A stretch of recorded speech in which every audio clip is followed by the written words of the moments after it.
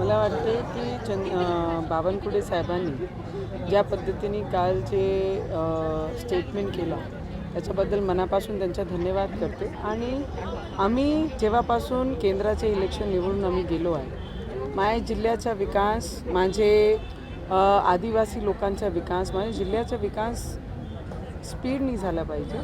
आणि जे केंद्रामध्ये ज्यांचं नेतृत्व आहे ते आम्हाला मान्य म्हणून आम्ही त्यांच्यासोबत तेव्हापासून उभे आहे. 14मध्ये रवीजींनी विधानसभामध्ये देवेंद्रजींसोबत राहून त्यांना पाठिंबा दिला. मी केंद्रमध्ये जाऊन 19मध्ये सुद्धा मोदीजींसोबत आम्ही त्यांना पाठिंबा दिला, तेव्हाही त्यांच्यासोबत होतो, आजही आहे आणि उद्यासुद्धा मी त्यांच्यासोबत आहे.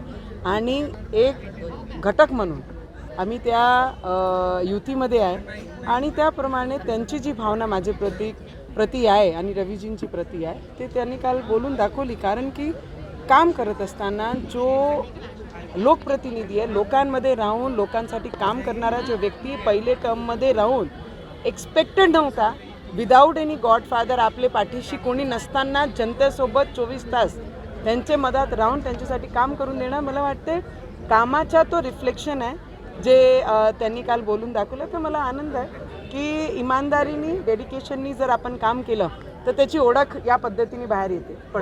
यापूर्वी म्हटलं होतं की येणारी त्यांनी स्पष्ट सांगितलं आम्ही एक घटक म्हणून युतीसोबत आहे आणि ते सगळे निर्णय जेव्हा बाकी पक्षांचे सीटबद्दल होईल तेव्हा रवीजी आपले पक्षाची जी सीट आहे त्याच्याबद्दल ते आपले पद्धतीने तिथे डिमांड करतील.